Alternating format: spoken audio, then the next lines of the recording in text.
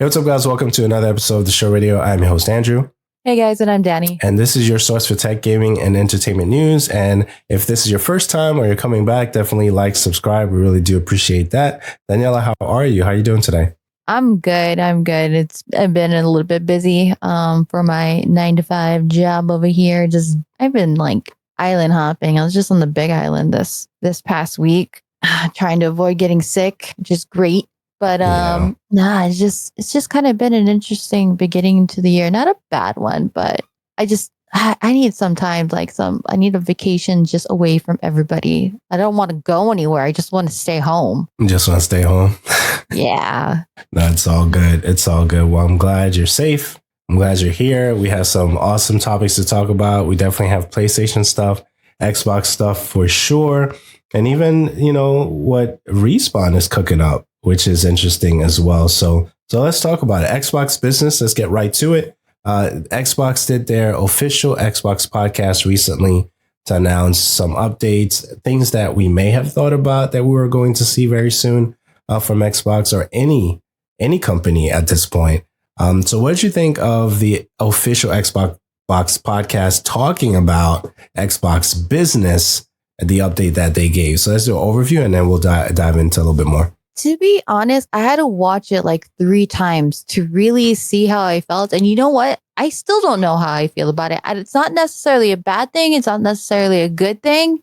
It just came to like, why do I personally, as a gamer, care if that really makes sense? Like, they had really great information, but I guess when it comes down to it, which is the first thing they talked about, which is their exclusive games, like how they're handling that, how that's a concern, which I think it was a pretty hefty concern, not even just for the gaming community, but, everybody. When they started taking it and buying up these studios, they made this huge acquisition. Like, are we just going to see just these games only on Xbox? And I feel like they didn't quite outright answer that still. Like, I felt like it was still, using the business terms, using all of those like businessman terms, which I get it. They are a business, and that's what they do. But sometimes I just want a straight answer. If you're going to say that these games are just going to stay on our platform, in our ecosystem, say that. If you're going to say that, we'll share eventually when it stops being a little bit profitable for us, sure, we'll share. Say that. Just be direct with me. That's what I'm kind of like. So let's talk about that, because I know we could spend a lot of time here. One of the things that you said is, why should you care as a gamer, right? And I think that when we think about where we play games, and for most of us, between you and I, we have pretty much all the platforms. For someone who's looking forward to a particular title that they can't play on another platform, you know what I mean? I think that's when it becomes, why should we care? Like, when we're on PC, we get access to a lot of different titles that other folks do not get. And I think that, I do agree with you that I don't care either. I think it's because of where I am, right?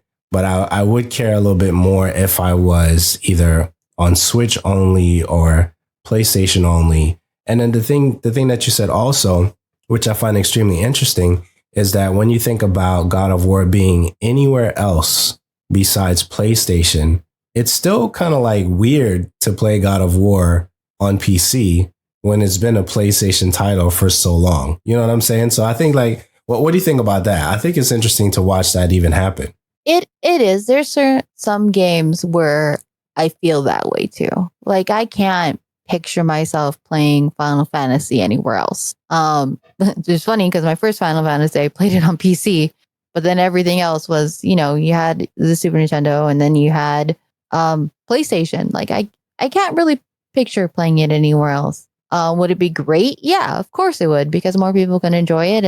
And even if it is a certain game, like for me, this is a strange one. Okay, let's put it this way. I don't know how this is going to relate, but this just popped into my head. Call of Duty, when I used to play it regularly, I chose to make Xbox the primary platform to play it on. Even though it was available elsewhere, I chose to play it on Xbox because that's where all my friends were. Would I play it on PlayStation? No, I did once and I didn't like the feeling. I don't know why. I just didn't care for it. Like it felt right on Xbox. But I just there's only small amount of titles that I feel that way about though. Hmm. Like I would want to have accessibility to play it anywhere, any game. So I just think there's just a very small amount of games that I would choose one platform over another. I think there's a lot going on there. Even their thing about every screen should be an Xbox, right? There's that, right? And I think that's great because cloud allows you to do those things a little bit easier than the other way that we've seen it traditionally. But I don't see Halo on any other platform, even though I don't necessarily rule that out, because for a while I never saw Sonic being on any other platform. But once the console, disappeared because that business disappeared for them, then they had to become a title that's on all the other platforms as well to make the money that they wanted to make, right? So I think it's an interesting thing to see certain titles, stay on a platform for an extended period of time. And we talk about this before by way of exclusives and stuff like that. But now seeing some of the titles that they're proposing, did you expect some of these titles? Like there's 4 that they're proposing right now: Hi-Fi Rush, Pentiment, Grounded, and Sea of Thieves. Although that wasn't announced during the official podcast for Xbox, those are the title that the world actually agrees that these are the ones that may get the first round, of release. Or multi-platform release? What do you think about that? I think definitely for the 3 of them, I am 100 on board with. But like Diablo definitely makes sense to have that available. Hi-Fi Rush definitely, and Sea of Thieves. Yes, Sea of Thieves has been out for a while now. Don't ask me for how long, but I know for a while. And their player base has been pretty strong, I would say. But then it's also very limited as long as they've been out. So if they want to expand that, which again, that they brought that up throughout their show about, how can we expand our player base? How can we expand our revenue? And obviously that is by opening it up to other platforms and making that available for everybody to play. Hi-Fi Rush was on a Game Pass thing. So obviously they're not going to have that available for PlayStation. So, make that a paid game on PlayStation. Add to that. And then you have people who are like getting to experience this game. Same thing with Sea of Thieves. But it's like, I guess I'm not surprised. I'm really not. Yeah, I'm not surprised either. I think the other thing too is like when you think about the console sales, currently, I think Nintendo is at 130 million, PlayStation's at 53 million, Xbox is at 22 million, give or take. VG charts, check it out to confirm. Those are approximates there, right? So we know for a while now, Xbox is not necessarily focusing on selling consoles. They're really pushing that we have 37 million, I think they announced for the Game Pass, right? I think that's what they shared, which is a lot of people, right? So they're not really focusing on the console as much as they used to, but they did announce about the, major leap that's going to happen in their next release for the console, when they release that. So I think it's interesting to watch that even play out. But when you think about what they're considering for those games, those are not even games that I'm really like super excited about outside of Hi-Fi Rush, right? But we're already playing that. We already have access to that. So for me, it was just like, this wasn't a big announcement.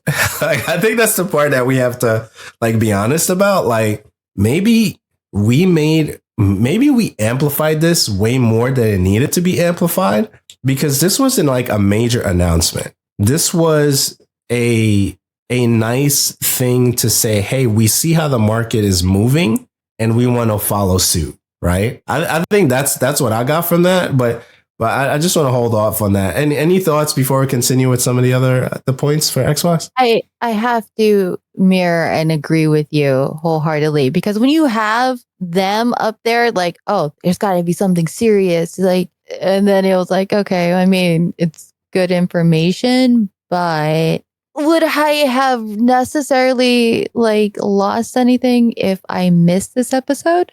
No, I don't think so. I don't. I mean, it's good to listen to. It's good information to stay in the know. But for the general audience, the general gamer, I think it addresses the whole issue of, exclusive games. But then everything else is kind of like, we kind of already caught on to that. We already understand that. I mean, we understand that it's already like you're thinking about what the next gen is going to be. That's like 5-6 years out.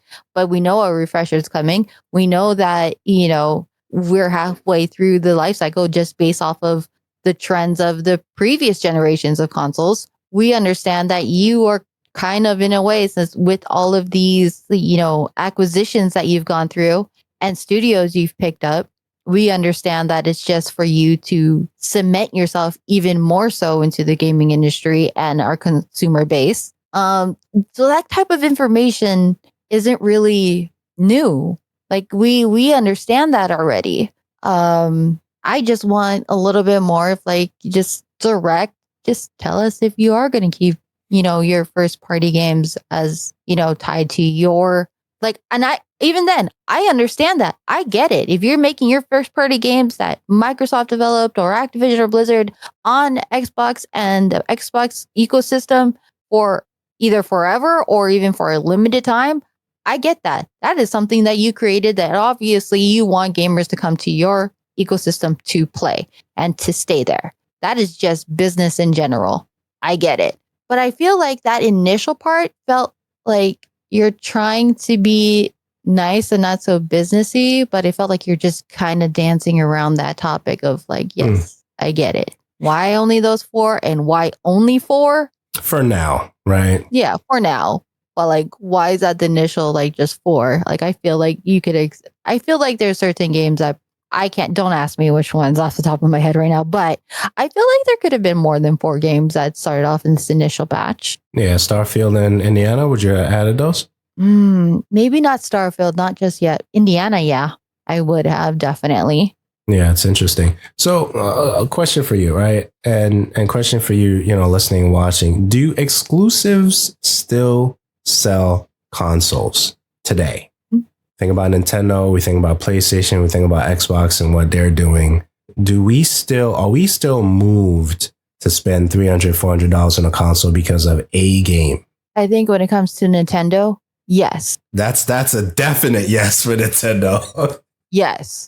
Yes. All their stuff is exclusive. All their stuff. Right. For Nintendo, the answer 100%. Yes. Now, when it comes to Sony and Microsoft, no.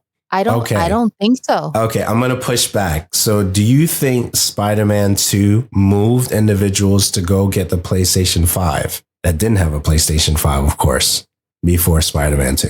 No, because the thing is, I think because I think it moved 10 million. I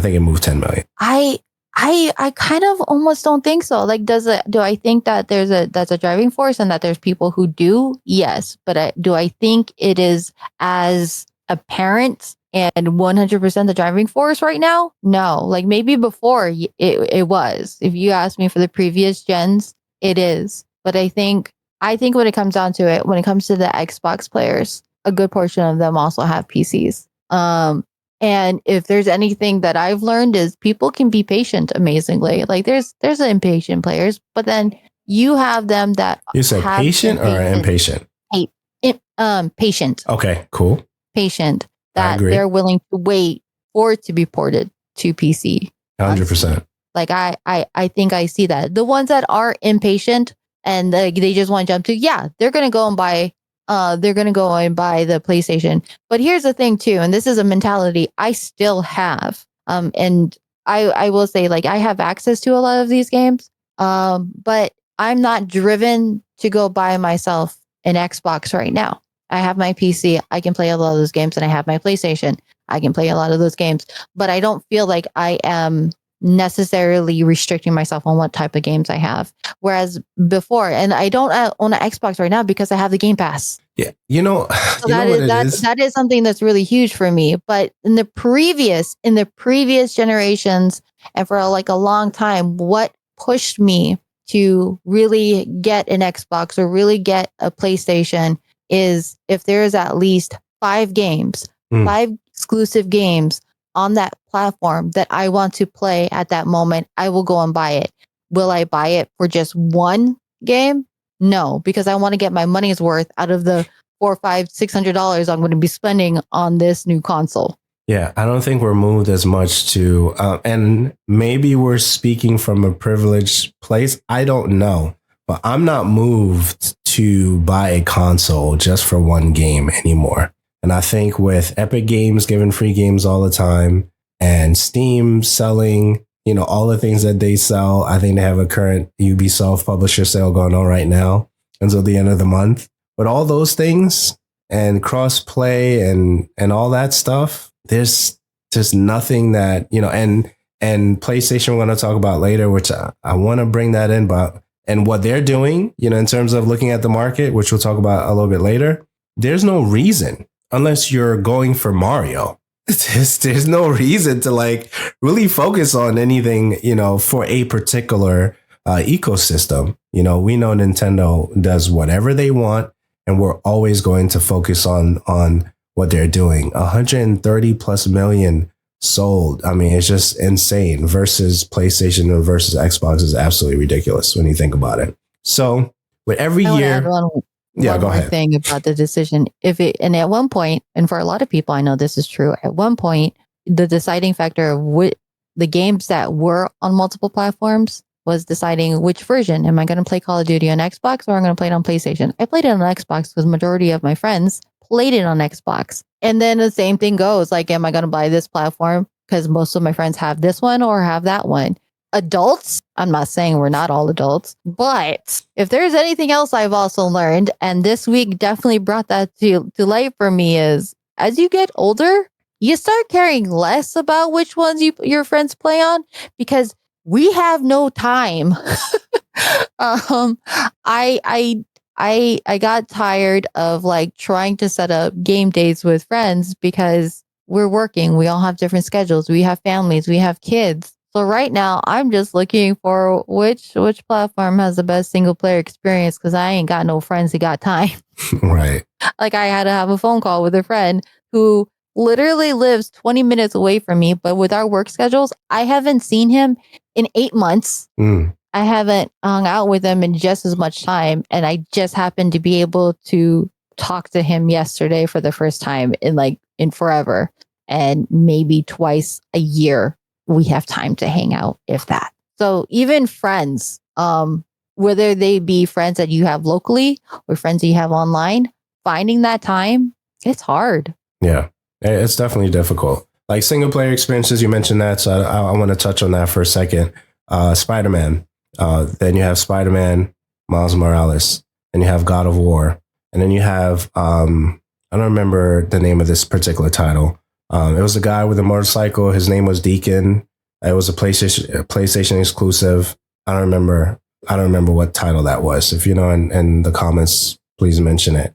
That got to PC. All those titles got to PC. And I see Spider-Man 2 launch and I'm like, that's going to come to PC at some point, right? Because Spider-Man is there. Miles Morales is there. God of War is there. Okay. Horizon Zero Dawn is there, right? And we can go down the list of all the titles that are making their way. So it's and I completely agree with you. There's no rush for the PC gamer. We're super patient, and we know at some point those games are going to cost $2, $4, depending on the platform. Yeah, and we're going to get it. That's just where we are with that. So a couple of more things. Xbox leadership seemingly confirms one of my favorite games, Call of Duty, for October. We're not surprised that we're getting another Call of Duty, right? And the current one is really good. Besides what I hear people saying online about the current Modern Warfare, I think it's really great. I think it's really great. I'm really enjoying myself when I play that. Any thoughts on Call of Duty? I know you're not on the Call of Duty train, but what do you think about what they're doing with the series from what you hear? I guess from what I talk about it, when I talk about it. I mean, clearly it's still doing good. I mean, as much as people complain about Call of Duty year after year, same thing for every iteration. Come October, November, it's just a cycle. And then people excited, depressed, get it, love it, hate it, want the next one. It's just a cycle. It's just a cycle that keeps on going. So, whatever they're going to be doing with it, it's not going to change it. I agree. So when it comes to the largest technical leap for the hardware generation that they mentioned during the podcast, what would you look for in the next machine? And I know you have the PlayStation 5. I never considered it that heavily, right? Maybe one day, but no rush to do that. So what would you want to see in the next major console leap? I don't know at this point. I really don't. I think something that I would like to see come back, because I think it was one of their greatest accessories and I had so much fun with it that I wish they developed on it more, was their Kinect. I loved it. I really did. There were so many games that utilize that, and like people are still using the Kinect for other purposes, whether it be for VR or anything that's not even game related. I would love to see that kind of come back again. And then it'll probably be used in some VR, if Xbox ever comes into the VR space, iteration for it. But I would love another like Just Dance and just utilizing the Kinect. I don't know. I just really love that. Maybe I'm like in a small percentage that did, but I had a lot of fun with it. That talks about the Kinect? I think so. Yeah, probably. But like to have a true gaming experience that really required no controller. Right.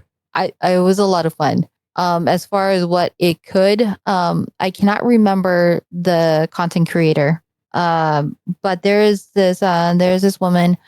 She created this cerebral headgear thing that takes your neural synapses and you can pretty much play games without a controller, just using your mind. I feel like Microsoft would definitely buy that patent from her and include it into there simply for just accessibility. Right.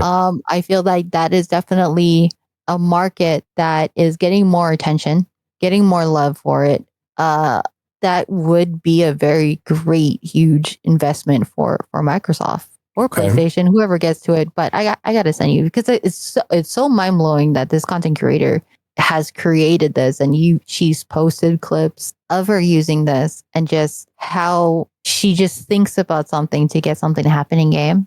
Like she's just visioning it and it's happening on screen. Reads it and then it happens. And I'm like, this is really, really cool. I'm just thinking outside of the box now as far as hardware, about what they're going to be developing, what hard drives, what CPU, what graphics or anything like that. At this point, games look amazing. They do. I think they look better on PC. Right. But that's me. Right.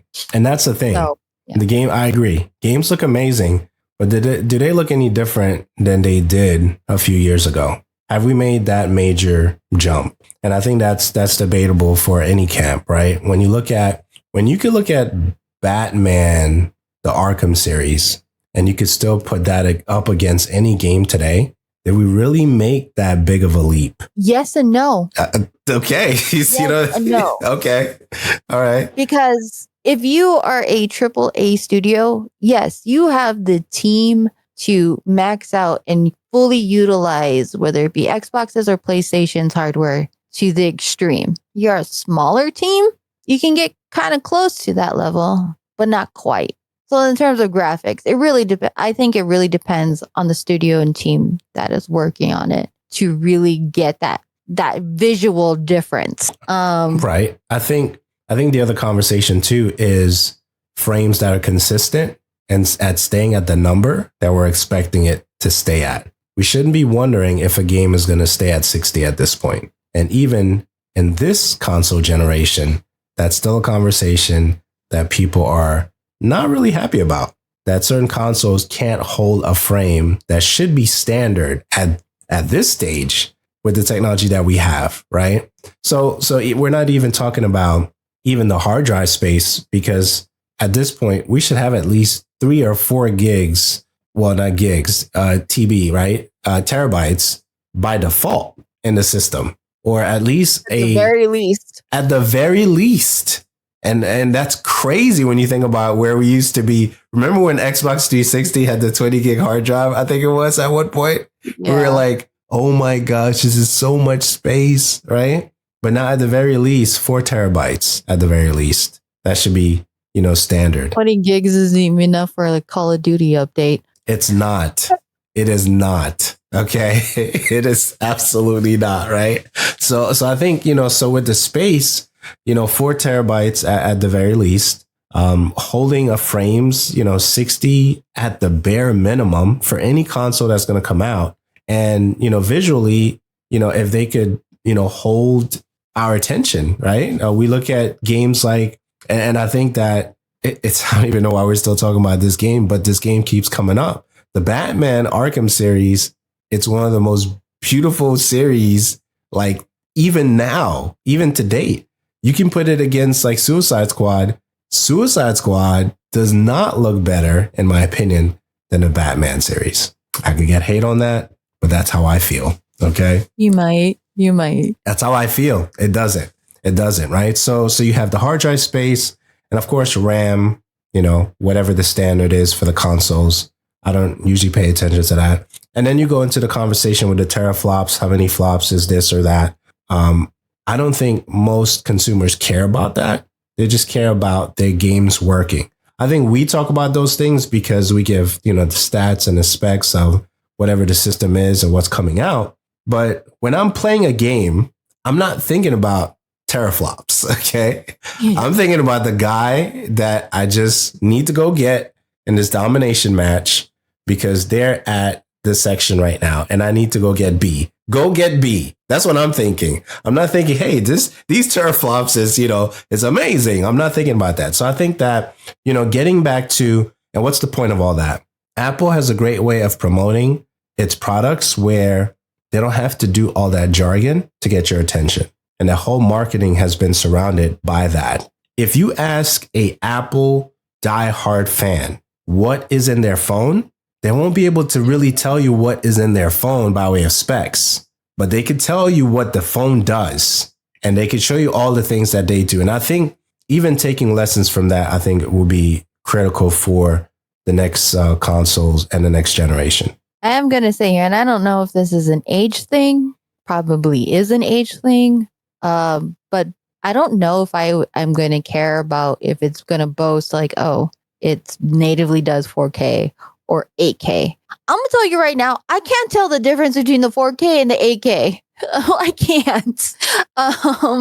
I don't know if that's just because I'm old or what, but yeah, I think it's definitely gonna have to be something that can your hardware offer stabilized, consistent frame rates. And I honestly can't say if I care if it's gonna like support 8K at all. Yeah, we don't care. And it's not like we don't care in a bad way. It's just like those things are not our concerns anymore. But what is concerning is the technology that we've seen gradually being implemented in the controllers, the Hall effects and stuff like that, anti-stick drift. We care about that. So their next controller for the next system coming out should have that by default, or at least have the implementation for you to actually make the upgrade. I know BFG, the Pro BFG did that. They're coming out with the Xbox controller first quarter of 2024, which we're technically still in, right? That's going to be the Xbox controller and it's going to give the swappable Hall effect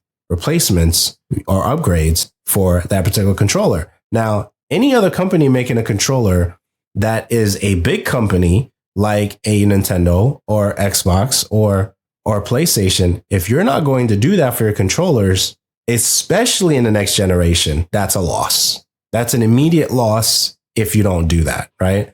So we talked about the hard drive space. We talked about, graphical fidelity. Controllers are definitely important. Inputs are definitely important. And what you're going to charge for that as well. Is it still going to be in the same range that we're paying for controllers right now, $60 to $80? Since games are going up to 70, and it seems like that's going to be a standard across the board moving forward, even though some companies are reviewing that, if that's going to be a case for them, right? Because we can get some good games on Steam and they're not $70, right? So I think there's a lot of things up in the air when it comes to the largest technical leap. And I hope that technical leap is the hardware that's going to support the creators not just the developers, because there's a difference. All right. So even what you were saying before, when you were saying the word creator in the context of that particular Xbox, podcast isn't me, isn't you. No. And may not even be you, the viewer, right? It's the developer developing the games. Now, all creators in their own right, understandable, but I think we just have to be mindful of what's happening in that as well. And even game making seems like it's a little bit easier on these current consoles too, for the developer, right? Mm-hmm. And I say that because when PlayStation 3 first came out, it was a struggle for developers to develop on that. That didn't get better until the later half of that cycle for PlayStation 3, because it was a nightmare for the developers at the time. So things have gotten better. I'm not like a Debbie Downer here. Things have gotten better, right? Yeah. But to have more games developed for these platforms. Right. It definitely has gotten better. Any final thoughts on that? I know we spent some time here. What I wish he kind of expanded more on was, I feel it was kind of brief on touching on the subject, but he asked about the 2023 year, that it was not, man, I wish I could remember how he said it. It wasn't a productive year for the industry. Hence, that's what led to, these layoffs on all of these studios, even in Microsoft. Kind of wish he kind of went in on a little bit of that, because that's the part I guess I don't understand on that business side of it. Because from our standpoint, they had all of these great sales, they had all of these great releases, everybody's loving it. It was doing, like, to us, it looked like they were doing great. But then for him to kind of say that it wasn't, a growing year for the industry, I'm like, I wanted to hear more about that. And I think my last thing is nothing that was really said during this show, just like only 22 minutes long.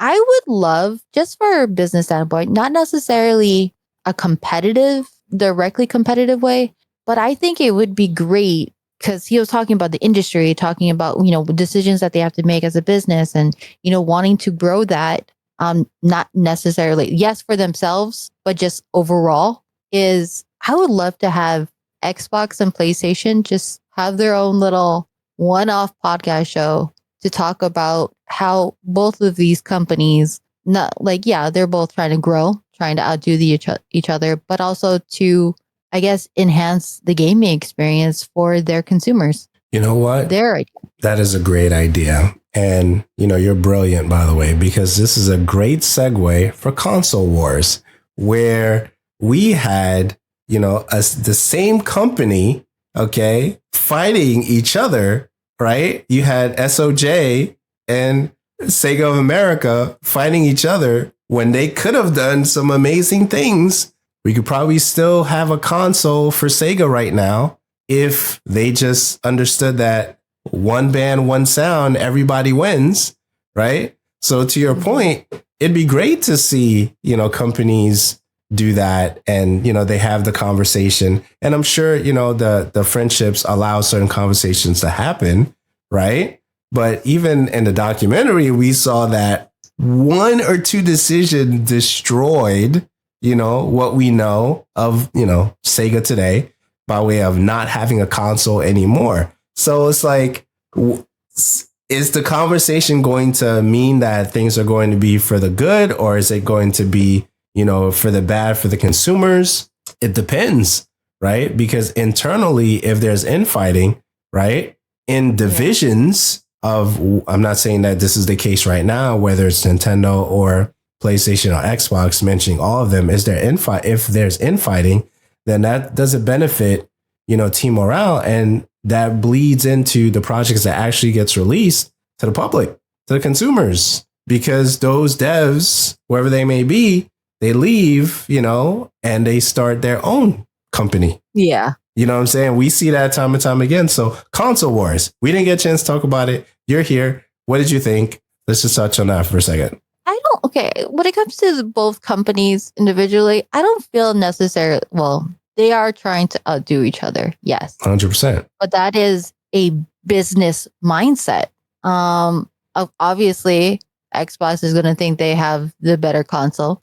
PlayStation's going to think they have a better console because you have to believe in your product so other people believe in you and believe in this and want to buy into this. I think definitely console wars is something that just happens on the consumer gamer base here about where they want to stick their flags and loyalties to. There are some times where I prefer one platform more than the other, and that switches at times. For a long time, it was just PlayStation. I wasn't opposed to an Xbox, but I do not understand the mentality of some gamers where they will never touch a PlayStation. Xbox is the greatest because Xbox has all of this. I'm like, well, PlayStation is really great too, but it really comes down to, and I see it shifting more so now. But when it came to multiplayer games, action games, I definitely saw at one point that Xbox had the lock on that. Not to say that it wasn't on PlayStation, but PlayStation had a lot of your JRPGs. PlayStation had a lot of your indie games. And for a long time, Xbox didn't really have a whole indie game selection. They didn't really have JRPGs. That was strictly, PlayStation. And then you see that kind of shifting and changing where there's a lot of things that they have on both sides now that is pretty competitive. So I think what just the term console wars is kind of just ridiculous. I just don't understand. I definitely see a lot more, fanboys for either sides will go and fight for it. And then you have Nintendo players who are just like, yeah, I don't care. I just want Mario. I just want Kirby. I'll stay out of this. And same thing with PC. PC is just kind of like, well, we got both of you. It doesn't really matter. But from a business standpoint, I mean, healthy competition is great competition. It pushes it. And I've said this multiple times, even throughout, no matter what market you're in, when you have a competitor and it's a good competitor, all it does is pushes both sides to be the best, to think outside of the box, to produce products and services that people want. Everybody wins in that sense. So is it really a war? I can't really say that I agree with that. It's just even just human nature. When you are in a competition yourself personally and you see your competitor doing all these great things, it pushes you to be a better person, to meet your potential and then exceed it. And then it does the same thing for that other person. And I think the relationship, if you want to call it that, between Sony and Xbox is incredibly healthy and great for the both of them to be doing that. So if Xbox is going to say that their next gen is going to be the largest technical leap in the hardware generation, guess what? Sony heard that and they're like, oh yeah, bet. And they're going to try to do their best. Right. Who's losing in that? Nobody. Because as the gamers, we're going to reap the benefits of whatever any of these platforms create for the next gen. We might lose in our wallets, but hey, that's like a whole other different story. That's a whole other thing, right?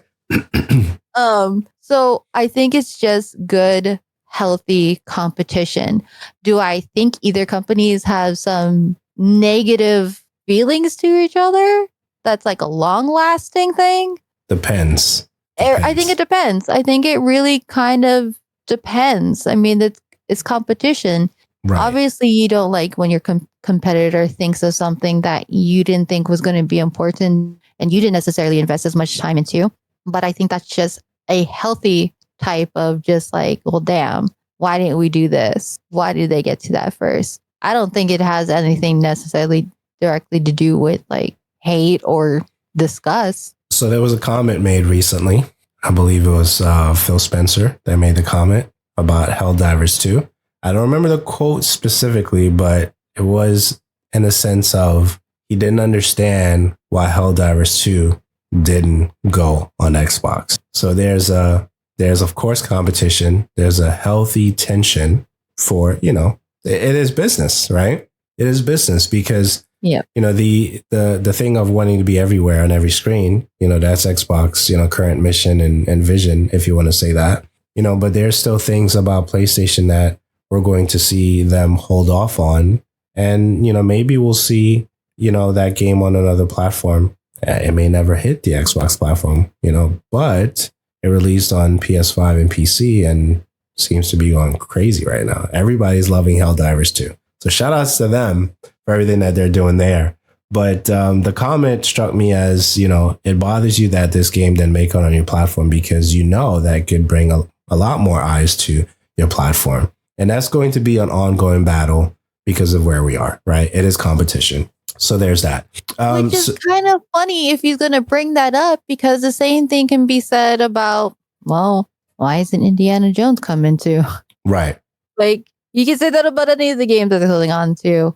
But because Xbox kind of has like this, I guess, if you want to say monopoly on certain studios here, and they can just make it exclusive to them and just them forever because that's their studio, I think it's just going to make sense that Sony is just going to be like, well, the ones that we have control over, well, we're going to keep it too until you want to willingly share with us. Then why do we have to from the start? It's really petty, but I don't think it's necessarily done because Sony hates Xbox or Xbox hates Sony. It's competition. We need to make money. It's business. That's what it comes down to. Is we need to make our bags first. Then we'll think about it when we're not making as much on this project. Okay, now we'll go and share with you because we want to generate more revenue.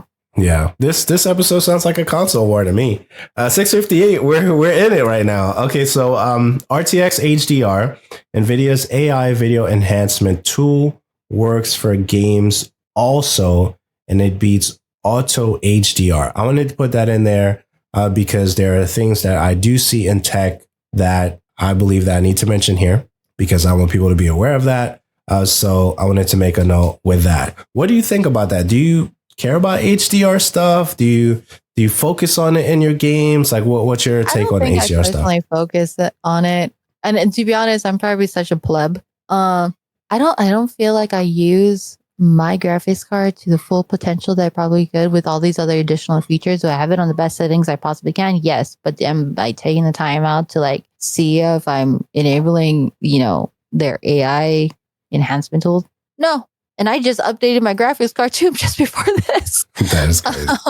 I can't say I necessarily directly care at the moment because I think a lot of games look amazing that I want to play. And on top of that, a lot of the majority of the games I play aren't heavily reliant on super beautiful graphics. A lot of games I play that are indie games. Like right now I'm playing Card Shark. That's more to enjoy the story and the game element of it rather than it's still a nice game, but it's like you're not going to compare it to Horizon. Right. You're not going to compare it to Halo. So for me personally, and my personal preference, some of these choices and tools with the graphics cards, I don't necessarily utilize. It's cool. It's great for information for other people to have that is a priority for them. Yeah. So I want to leave it on the table because we kind of gave Halo a lot of grace. We didn't talk about Halo at all in the Xbox segment, but I want to mention that although Halo Infinite had a lot of hiccups, going into the game right now, you cannot dismiss the fact that they've done so much improvement to get to where the game is at right now. It is a beautiful game, but it did have a lot of issues when it launched. I want to put that there. Just needed to mention that. Star Wars Mandalorian, a video game reportedly in the works by Respawn. Respawn's an amazing studio. They've done great things already, especially with Apex, which is an incredible game. What do you think about Star Wars Mandalorian with Respawn? Mandalorian in itself is just getting a lot of love because, I am so sorry for Star Wars fans. I haven't watched it yet still. I think I watched an episode. There's no reason why I haven't watched it other than just the lack of time, honestly. And I feel like I kind of want to watch that with somebody. But then I found out that somebody already watched it and is ahead of me. So now I'm like, oh, great. But I've only ever heard good things. There's no direct reason why I haven't watched it yet. It's just a matter of time. But just hearing it and the people who are super excited, it just seems like Mandalorian itself is getting a lot of love. And I think they're coming out with a movie, right? And it's going to be centered around just Mandalorian. I don't know how that fits in. Somebody can explain it to me. But for it to get that much attention, love for the TV show, apparently this movie, to get a game, I'm not surprised. I'm not surprised either. So quick news there. Helldivers 2, we kind of talked about it. Helldivers 2 will never include a PvP mode. And when you have a formula that works, why change it? especially when you're having server issues right now, and with all the concurrence that you're getting right now for Helldivers 2. So great decision. What do you think about that? Yeah, I have to agree. If there's nothing wrong with your formula, don't change it. Don't add on to the mess, especially when you're still trying to clear up capacity messes here. For sure. And trying your best. But I want to know what team really decides, yes, we have enough servers. It's going to manage this many people or concurrent players. I guess you can't really fully prepare yourself for that. I think that's one of the elements for these types of games, that you can only hope for the best and that you have enough servers that can handle it. But then at the same time, it's also a really great feeling that you keep maxing this out because people still want to play. But at the same time, it's very heartbreaking because people can't play because they can't get on. Right. So I think that's a love-hate there. But who decides that? Whose job is it to make sure that we have enough servers? Head of servers at the storage department. You have to do some forecasting, right? So when you think about games that have been major concurrence on PlayStation, I don't know. I don't even know before this one. What would be a major game that would be this massive for PlayStation? So I don't know. If you know, let me know. I don't know. 14? Okay, fair enough. All right, so you have to forecast a certain amount. And then you implement on top of that, which is, and we've seen it work the other way, where companies don't forecast properly and they have server issues out of the gate, right? So they buffered enough to be where they are. So not at launch where, I don't know, you pick a game, if it's an EA title or any other title that had issues out of the gate, because they didn't buffer enough, servers, then you have major problems. Payday may have had some issues at launch. Payday 3, okay, from what I recall, based on the headlines and stuff like that. So then you have to add, later on, but you're taking a risk not making that decision. And they're doing good right now. Helldivers 2 is doing really good right now. I may have to just buy it and just stop playing. I'm tripping. I didn't buy it yet, but I'm this game is everybody's going crazy with this game right now. I'll think about it. I don't have enough time. Somebody needs to we have to make days longer. We have to get you more time. We have to do it. I don't know when I'm gonna find it. We gotta figure it out. I gotta quit my job. I mean, that's not viable. No, we need you to make that money for your family, of course, right? So the server situation, I think big companies with a lot of data often get it wrong. We've seen in the past, and companies that seem to come out of nowhere get it pretty right. Castle Crashers out of the gate, older game, I know, 2010, I believe, give or take, one of my favorite games. Out of the gate, multiplayer was not good. But over time, they got it right. Now, is that because Behemoth was a particular size by way of company? Maybe. But now the game is flourishing. Scott Pilgrim, another game. Did they get it right out of the gate? I don't remember. But why did I think about Scott Pilgrim? Something must have gone. It must have gone. I don't think it was server issues, though, because I don't think that mattered for Scott Pilgrim. Because they do have multiplayer.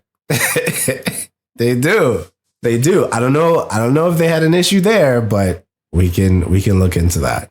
These things are pretty searchable. Castle Crashers, 100%, because I played the game from the beginning. I knew they had issues. Some of the EA titles out of the gate had some issues with multiplayer and server issues.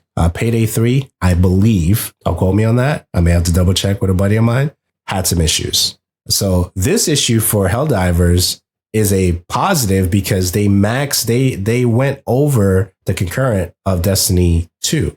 They beat that, which is 333,000, plus, whatever it was, right? But I think that with the data that we've had over the years, you could kind of plan for that. Now, did PlayStation know that Helldivers 2 was going to be a huge success, which is a topic that I didn't think we'd spend that much time on, but here we are. I don't know. But they must have known something to not put it on the other platforms. So, yeah. So there's that. Any other thoughts here? No. Yeah. So yeah, so check out Helldivers too. I need to check it out too.